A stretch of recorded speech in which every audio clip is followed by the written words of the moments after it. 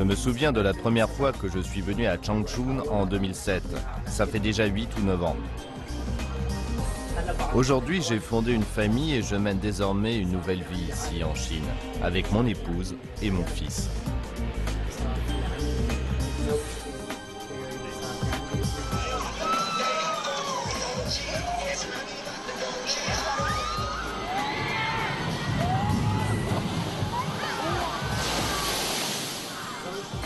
Ma femme habitait avant à Beijing. On s'est rencontrés pour la première fois il y a 6 ans.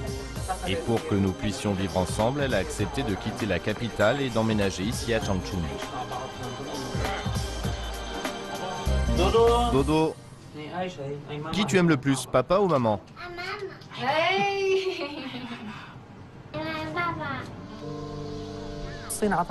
La Chine m'a beaucoup donné. Elle m'a offert des opportunités professionnelles et la possibilité d'écouler une vie douce et heureuse. Je suis très reconnaissant envers la Chine. Et je veux lui rendre autant qu'elle m'a donné.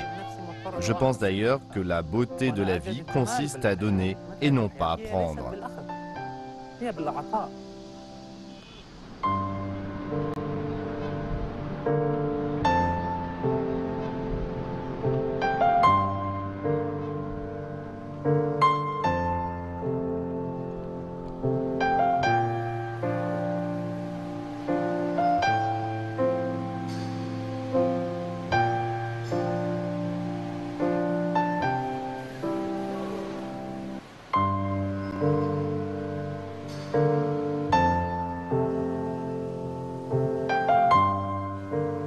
Je m'appelle Maji Halmeh, je viens de la ville de Homs en Syrie.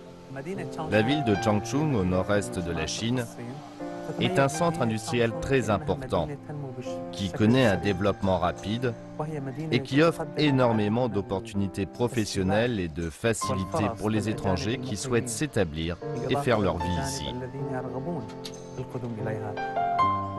L'entreprise où je travaille produit principalement du plastique à renfort de verre, mais aussi des toilettes que vous trouvez à bord des trains à grande vitesse. Je suis l'expert technique et le PDG de cette entreprise.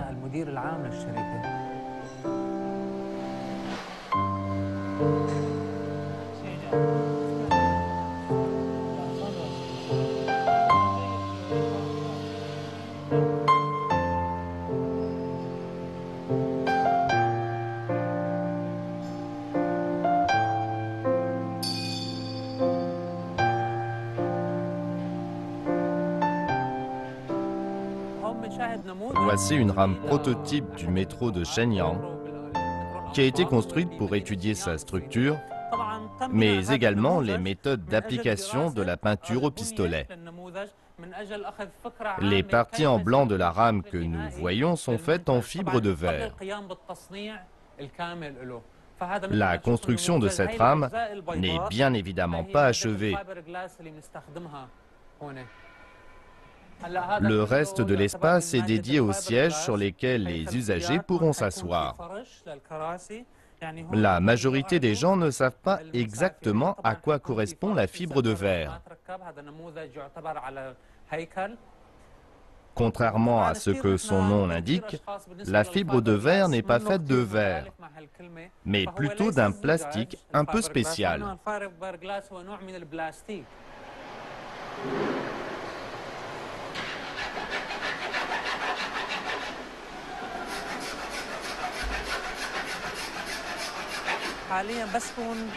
Je travaille actuellement dans le domaine des trains à grande vitesse.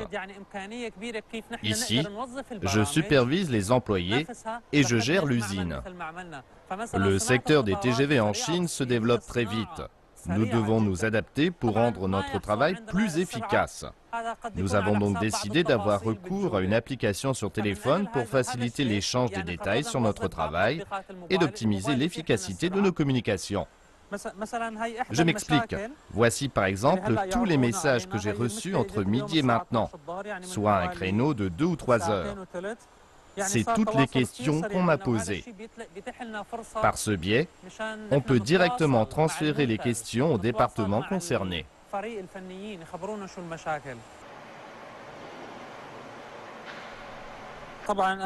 J'ai tout de même relevé quelques dysfonctionnements. Il est interdit de laisser traîner des affaires dans l'atelier.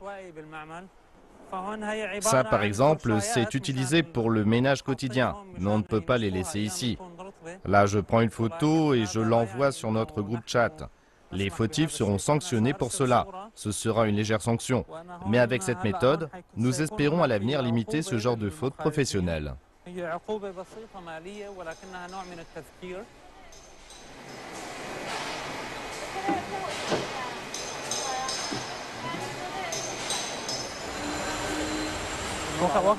Et j'ai constaté que ce problème se reproduit de plus en plus souvent.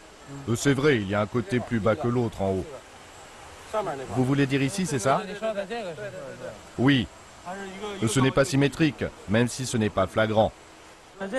Ça ne se voit pas tant que ça. Ils l'ont remarqué, on ne peut plus bouger ce loquet. L'équipe en charge du projet le sait? Oui, on a déjà essayé de se pencher sur ce problème ici. C'est un problème de conception ou de faute des fournisseurs? Il n'y a pas de problème sur les matériaux. C'est un problème de conception. Oui, c'est possible. Lorsque nous sommes confrontés à ce genre de problème, on prend des photos et on les envoie à l'aide de nos portables au département concerné.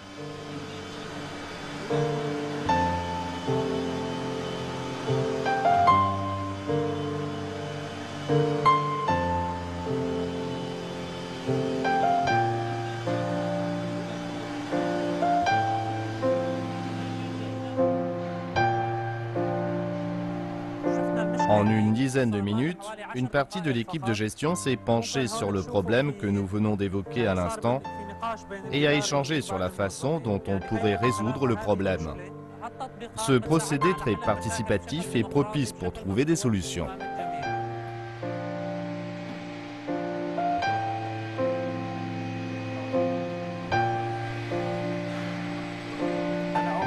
Le peuple chinois est très compétent. Ce sont des gens qui savent comment travailler et qui font preuve d'innovation. Je vais vous donner un exemple. Dans la partie sanitaire des TGV, vous voyez souvent des tables allongées pour bébés. Chaque table pèse environ entre 8 et 10 kilos. Elle peut supporter jusqu'à 20 kilos. Nous avions à l'époque une nouvelle commande. Une entreprise japonaise avait été chargée de concevoir des tables qui seraient utilisées dans les trains en Europe, où les normes imposaient qu'elles puissent supporter un poids allant jusqu'à 80 kilos. Ce fut un réel défi pour cette entreprise japonaise. Quand j'en ai informé le service technique de notre entreprise, un des ingénieurs chinois a beaucoup travaillé sur ce problème. Puis, nous avons effectué des recherches et des simulations par ordinateur jusqu'à ce que nous puissions réaliser nous-mêmes ces tables allongées. Elles pouvaient supporter un poids de 180 kg. Cela signifiait qu'un homme de 180 kg pouvait se tenir debout dessus.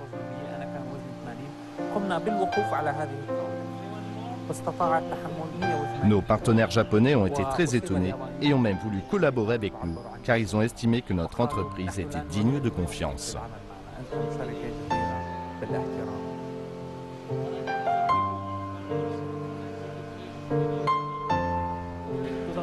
Nous avons commencé à travailler ensemble avec M. Ahmed en 2007.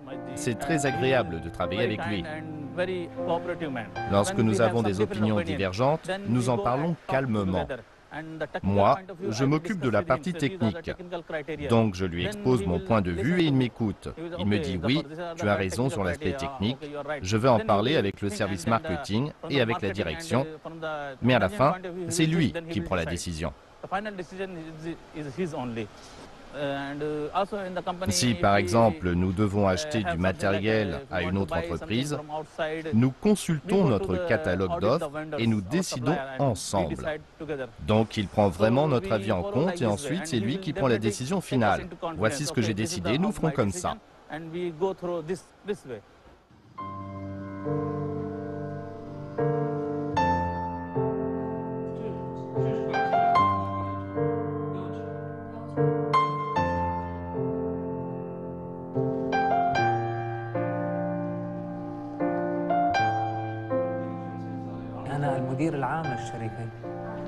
Je suis le PDG de cette entreprise, mais je crois en l'intelligence collective. et j'ai confiance en chacun de mes employés. Lorsque je remarque des problèmes, soit je leur montre et je les guide, soit je leur montre, puis je les laisse faire. S'il y a encore des problèmes, j'organise des réunions.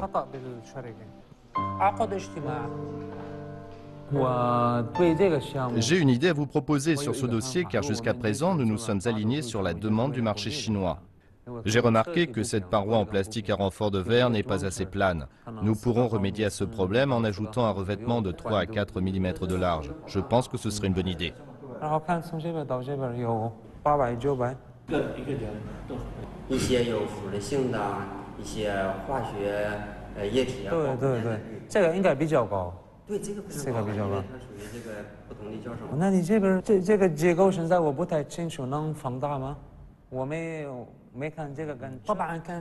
Bien évidemment, nous avons rencontré un certain nombre de difficultés au début.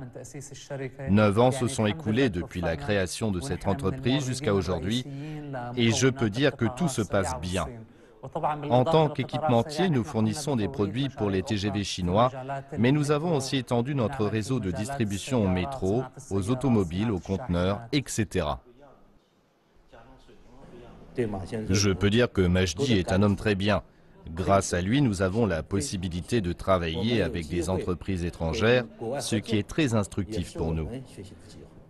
Je précise également que notre entreprise a vu le jour suite au développement des réseaux ferroviaires chinois à grande vitesse.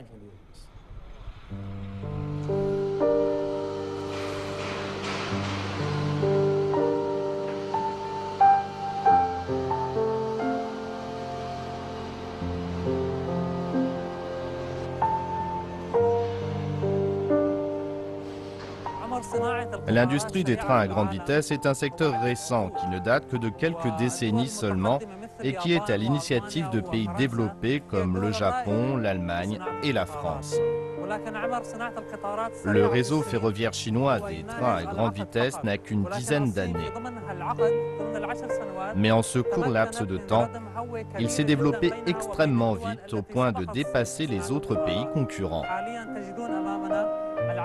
Nous voyons ici toute une série de TGV qui ont une technologie plus avancée et qui sont de meilleure qualité que les trains japonais ou européens.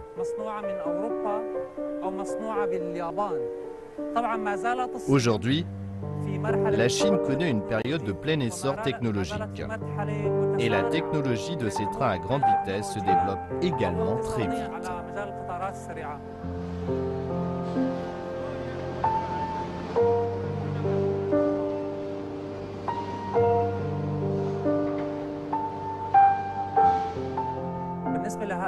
L'assemblage des wagons se fait en 4 étapes.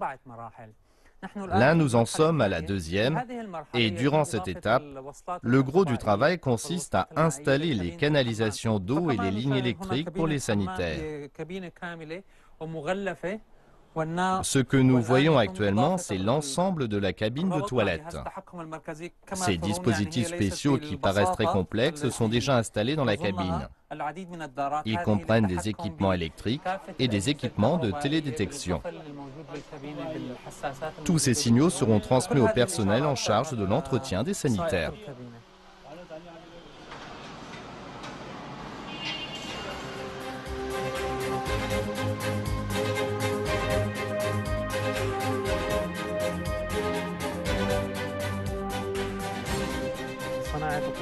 Le succès du réseau ferroviaire chinois à grande vitesse a suscité l'attention du monde entier, car sa production annuelle dépasse celle des autres pays.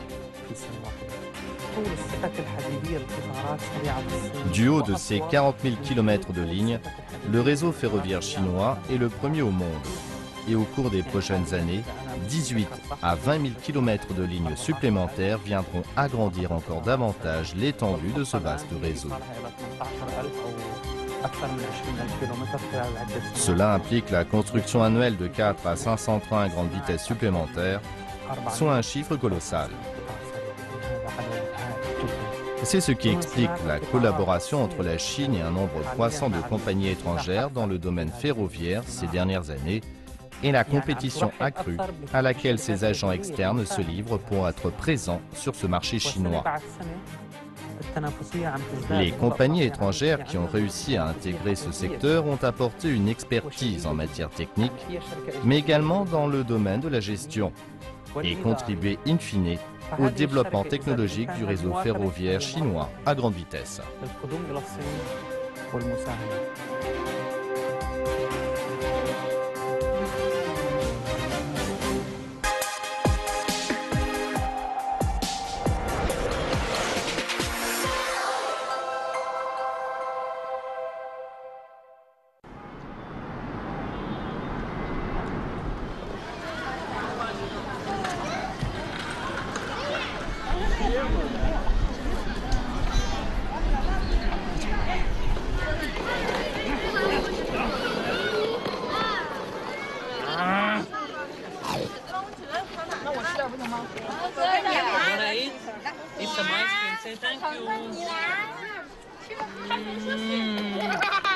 Thank you. You try, man. 你吃一口。特别好吃。大肚子。Big, big, big. Oh, so big. On s'est connus sur Facebook en 2008 ou 2009. Et on s'envoyait des messages régulièrement. Et puis un jour, il m'a contacté pour me demander si on pouvait se rencontrer à Beijing. La première fois qu'on s'est vu, on est allé manger dans un restaurant indien. Après le repas, j'ai vu qu'elle transportait pas mal d'affaires et je l'ai aidée. C'est un ordinateur portable. D'accord, je ne m'en rappelais plus. Et puis là, je me suis dit qu'il était très gentil. Oui, et très fort. Et puis on a marché dans la rue. C'était fait exprès. Tu te rappelles quelle chanson tu as chanté, hein? Dans cette rue, tu m'avais dit que tu savais chanter une chanson chinoise. C'était laquelle? Ne me quitte pas. Non, c'était les contes de fées. Ah bon, j'ai vraiment une mauvaise mémoire. Et puis finalement, on a décidé d'aller chanter dans un karaoké.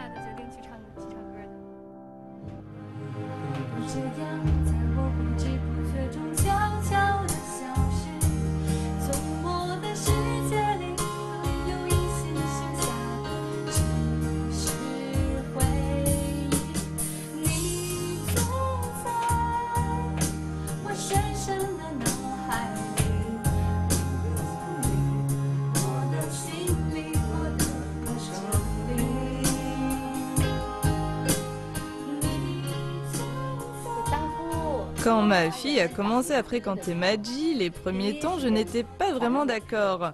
Mais après leur mariage, en apprenant à mieux le connaître, finalement, j'ai trouvé que c'était quelqu'un de bien. Que c'était un bon gendre. Et ils se sont rencontrés sur Internet. Quand il est venu à la maison et qu'on s'est rencontrés pour la première fois, j'ai vu qu'il était différent des Chinois. Mais après leur mariage, je me suis dit que c'était un homme bien.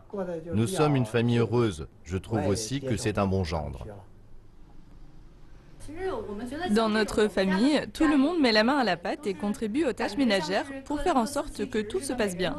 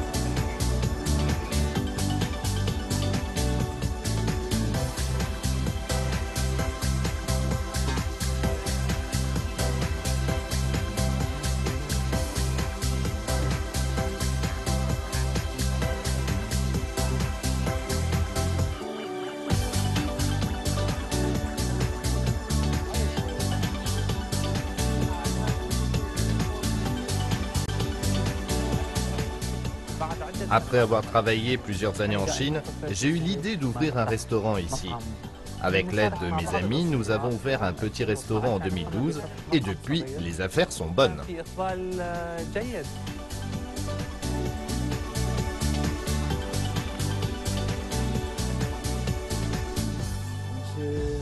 Ça fait 5 ans que je vis en Chine, à Changchun. J'ai rencontré Majdi par l'intermédiaire d'amis et depuis, nous travaillons ensemble. Nous avons même l'intention d'ouvrir une chaîne de restaurants. Celui-ci est un premier essai, donc on fait tout ce qu'il faut pour que le commerce soit de plus en plus florissant.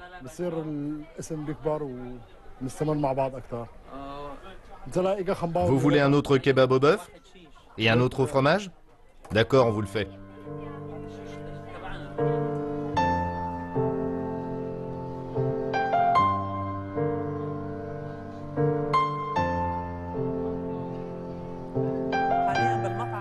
Nous avons un service de livraison à domicile avec des livreurs qui viennent nous livrer directement. On peut livrer assez loin. Ça peut aller jusqu'à 1 heure de distance du restaurant, mais on livre aussi des clients à proximité. Pour ces clients-là, on livre les commandes dans des sacs en plastique.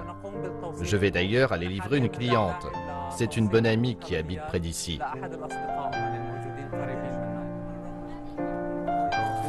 Je suis venu t'apporter ça. Goûte et tu m'en diras des nouvelles, d'accord? D'accord, merci Majdi.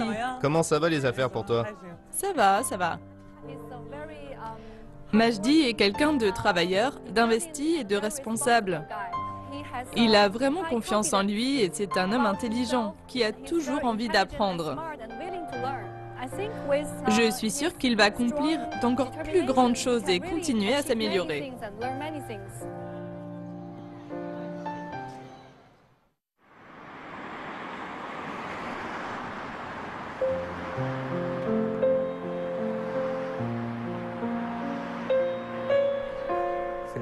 J'ai rencontré mon épouse en 2009. À l'époque, elle habitait à Beijing et moi à Changchun. Au début de l'année 2010, nous avons décidé de nous marier et j'ai voulu venir travailler à Beijing. J'ai commencé à faire des recherches d'emploi sur Internet et à activer mon réseau de contacts.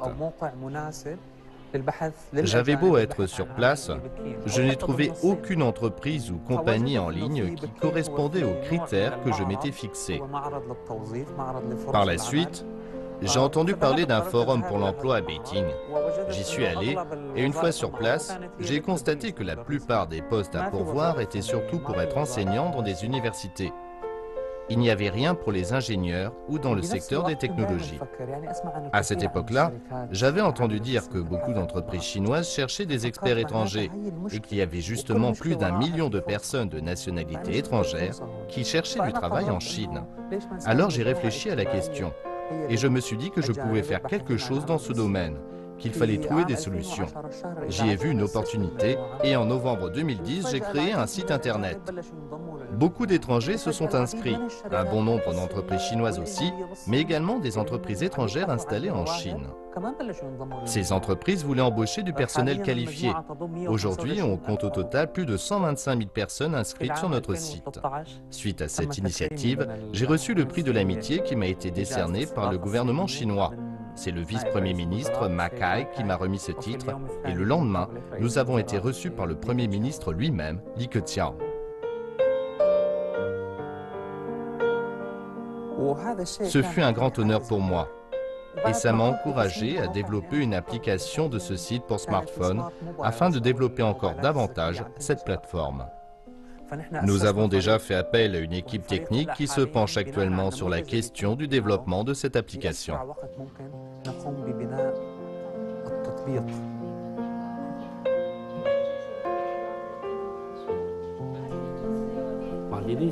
Majdi est un homme d'affaires très occupé, mais ça ne l'empêche pas d'être très minutieux dans son travail. Il a de très bonnes idées et il sait comment mettre ses idées en pratique et produire des choses. Là-dessus, je l'admire vraiment. C'est pour ça qu'on a envie de travailler avec lui, qu'on est en train de monter cette entreprise et qu'on veut réaliser ses idées novatrices. Salut, l'équipe que vous voyez là est super cool et elle foisonne d'idées innovantes. Nous avons mis en commun nos compétences et nous avons hâte de vous présenter bientôt une super application qui changera vos méthodes de recherche d'emploi. Merci. Bonjour, je suis conceptrice d'interface et j'en développe une pour cette application. Je suis très contente de faire partie de l'équipe et de travailler au développement de ce produit.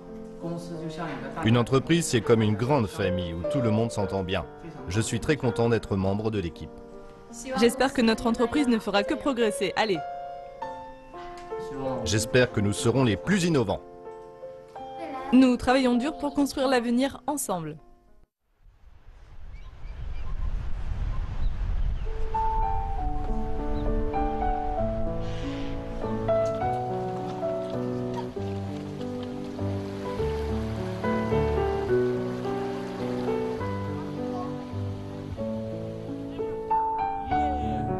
Je suis arrivé en Chine la première fois il y a 8 ans et demi, puis je m'y suis installé pour faire ma vie. J'ai lié beaucoup d'amitié dans ce pays, aussi bien au niveau personnel que professionnel. Et malgré les difficultés qui se présentent parfois, nous restons unis et nous faisons front comme un seul homme.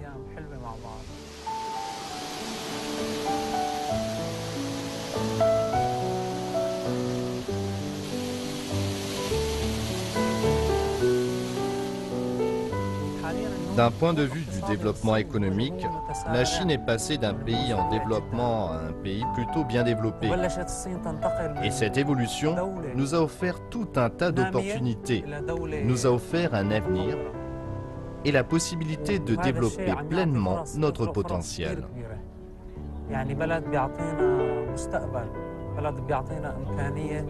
Je ne me contenterai pas de vivre en Chine pour seulement quelques années. Je vais faire ma vie ici, rester avec ma famille, mes amis et mes frères. J'espère que la Chine et le peuple chinois continueront leur ascension vers des sommets toujours plus élevés pour que l'avenir soit encore plus prospère.